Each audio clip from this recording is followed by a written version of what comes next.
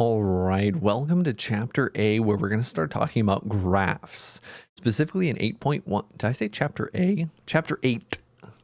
Welcome to Chapter 8. We're going to start by introducing a couple things, but to start, we're going to recall this little thing called the unit circle. Now, earlier today, I had a meeting with a student, and I could not draw a circle to save my life. And it's not getting much better. But let's pretend that's a circle, okay? Let's pretend that's a circle. Remember that the whole idea about the unit circle is that if we have some angle right here, well, it has a length of 1, unit circle, right? And then this point right here is maybe a point x comma y. We have an angle here that is maybe theta. And then we have a triangle right here. And that the sine of that angle is the y-coordinate on the unit circle. The cosine of that angle is the x-coordinate on the unit circle. Okay, that's the unit circle. So kind of imagine real quick, if we want to look at what the graph of sine will look like. Sine is the y-coordinate as this angle rotates. So where is sine going to start? Well, if the angle starts at 0, sine is the y-coordinate. What's the y-coordinate here? It's 0. And as we go along this circle, the y-coordinate's getting bigger and bigger. The angle's getting bigger and bigger. The y-coordinate's really big, but it's not really increasing anymore. The y-coordinate is 1. And now the y-coordinate's decreasing kind of slowly. Oh, it's decreasing faster. It's decreasing faster. Now the y-coordinate is 0. Decreasing really fast, going negative. All right, slowing down. -1 is the y-coordinate. And then it's going closer to 0 again. And it's back to a y-coordinate of 0. And then we keep on going. And we just do everything that we've done before, right? As we go across. Let's show that in another fashion. So this is a lot to look at. So let's unpack this for a little bit. Let's start by only looking at the bottom. So the bottom is the graph of the sine of theta. We're kind of moving along the graph. And the top is 1, a y-coordinate of +1. This is a y-coordinate of 0 down here, and this is a y-coordinate of -1. And notice that we're getting this oscillation between +1 and -1. And this corresponds to where we are on the unit circle.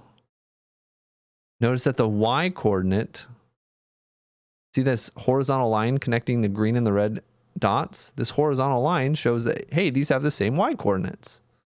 Because sine of that angle, sine of this highlighted yellow angle, is the y-coordinate on the unit circle. So as this yellow angle increases, that has to do with going to the right. So this graph is just, we're constantly looking to the right.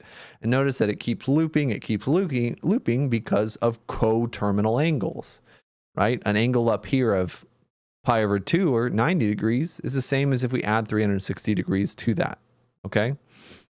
And so that's what we've got going on right here. This is where these graphs come from. So it comes from the fact that we're on the unit circle. Sine is the y-coordinate. Cosine is the x-coordinate. All right. So this is just showing the x-coordinate, and the value is getting translated here as an output value. So the x-coordinate is getting translated to a y-coordinate, and that's why this is curved, connected with a little quarter circle. And you can see the relationships between the x-coordinate on the unit circle. The x-coordinate on the unit circle is this blue dot, and the function value on the graph of cosine. All right, so let's look at that a little bit more. So in general, the graph of sine of x looks like this. And a little fun little Desmos tip, you can change things here. Like if I say I only want to look from y values of -3 up to a y value of +3, we can do that. If I want to say, let's divide let's put a step here of pi divided by 2. I can do that as well. Step here of 1. Now look what's happening. Sine starts as a function value of 0. The sine of 0 degrees is the y-coordinate 0 degrees, which we showed was 0. And then at pi over 2, or 90 degrees, that's the biggest the y value will ever get. At pi radians, or 180 degrees, the y-coordinate 0 again, right? At pi radians is 180 degrees. It's right here. Sorry, it's right here. That is a y value of 0. Okay, and so on, right? It just keeps on going and going and going. And notice, right, that this graph just repeats forever. 0, 1, 0, negative 1, 0, 1, 0, negative 1, 0, 1. You can fall asleep to that. Don't fall asleep right now, though. Save that for nighttime. Okay, so that's kind of what we have going on here. That's where the graph of sine comes from. Look at the graph of cosine. Whoa. Jason, this is the same graph. I thought there were 2 topics, graphs of sine and cosine in 8.1, but there's just one topic because it's the same graph. Notice that the orange graph and the blue graph are just one shifted over. Let's look at this. Let's just shift the cosine graph to the right a little bit. Divide it by, let's say, pi over 8. Shift it a little bit more. A little bit more. A little bit more. Let's keep shifting it. If we shift the cosine graph to the right by pi over 2 units, it's the same graph. This thing on the left should look familiar. Okay? This is our cofunction identities. You remember that? Cofunction identities. And we can see it graphically with transformations. Okay? The cofunction identities just say that, so sine and cosine are cofunctions, tangent and cotangent are cofunctions. The things that are the same words, just one is a secant, cosecant. Well, if we have a complementary angle on the inside, it's the same as the cofunction of the other complementary angle. Okay, complementary means add up to 90 degrees, pi over 2. It's all tying together. That's why, one of the reasons why math is cool. One other comment about this that I want to make is whenever we graph these, we always graph these in radians. Okay, and there's a lot of extended reasons for why we do that. But the short answer is radians are nice. So we always graph with radians. Let's see, what else do I want to make on this before I go on? Let's just go on. Let's talk about periodic functions. So I got a definition for you. A periodic function, periodic function is a function. Oh, wow. Great definition so far, right? A periodic function is a function. Don't wait. Just wait. There's more. For which a horizontal shift, capital P, results in the same function.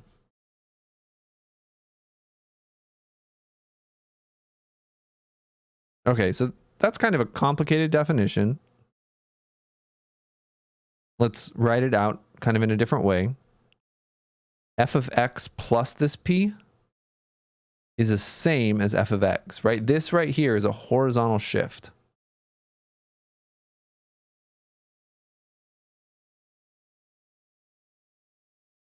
So let's unpack this definition a little bit more.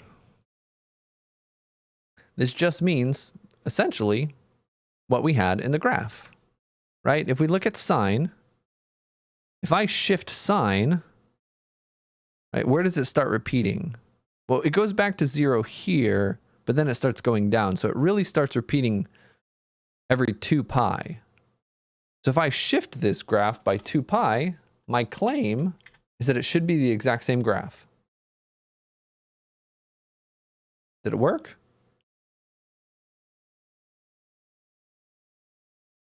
I keep changing the graph and nothing's changing. I change the function, the graph doesn't change. Yes, that's what it means to be periodic. Adding 2 pi, adding this p, doesn't change anything. Adding 4 pi doesn't change anything. 6 pi doesn't change anything. 8 pi doesn't change anything. Something like 9 pi would change something though, right? 9 pi versus 8 pi, this is a different graph. But all the even multiples of pi don't change anything. That's what it means to be periodic. And the smallest p that's greater than 0, so the smallest positive p, in this case 2 pi, is known as the period. All right, so in this case, the period of sine and cosine are, I lost my x up there. Do you see that? I fixed it though. For sine and cosine, the period is 2 pi. Because as we go around the circle, once we're 360 degrees or 2 pi, it just repeats. That's what we got going on right here. All right, let's do an example and then we'll be done with this intro video. Example 1. On the interval 0 to 2 pi,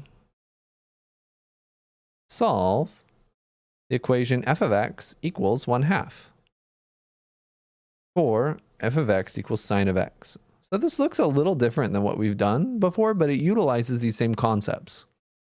Okay, so let's look at this, and we're going to look at this with a graph. Okay, so our function here is sine of x, is what we care about, sine of x, and specifically we're looking on the interval from 0 to 2 pi. So why don't we just tell it, hey computer, I only want to look from 0 to 2 pi. Pi is how you get the pi character again, pi. And so the question is, well, what is the question? Solve f of x equals 1/2. What does that mean? F of x is equal to the sine of x. So let's replace it. Two things are equal, we can replace them. So solve f of x equals 1/2 means solve sine of x, because sine of x is equal to f of x, equals 1/2. So when is this true? Right? Solve means what values of x make this true.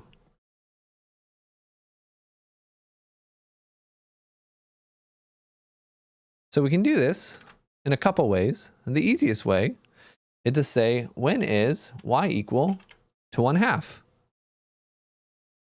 Oh, right here.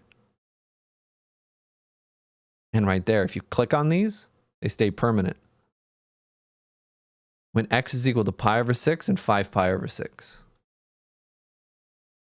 That's our answer. Well, let's not write it in blue. When x equals pi over 6 and 5 pi over 6. And this should make sense as an answer, right? Because at these values, when we plug in these values, well, sine of pi over 6 is 1/2. You can check that on a calculator, or you could use special triangles. Pi over 6 is 30 degrees. That's this special triangle. Similarly, the sine of 5 pi over 6, well, if we're looking at where 5 pi over 6 is, that is a reference angle of 30 degrees. Right? 5 pi over 6. How much does it take to get that last little distance over to pi? The answer is pi over 6. We have a reference angle, and we have this red triangle, like so. Same dimensions. And sine's positive in the second quadrant, because all squids train camels. Sine is positive in the second quadrant. this terminal side is in the second quadrant. So sine of 5 pi over 6 is also equal to 1/2. This is how you can solve it graphically. And you can do this for any y value, right? When is y equal to 1/3? Well, y is going to equal to 1/3 when x is about 0.34 and about. So this one you're going to have to approximate. You can do this for any value. When is y equal to 1? It's only equal to 1 right up here when x is pi over 2. Okay? And you can do that for any value and get your answers. Look at that. Look at that. Okay? Let me know if you have any questions and good luck.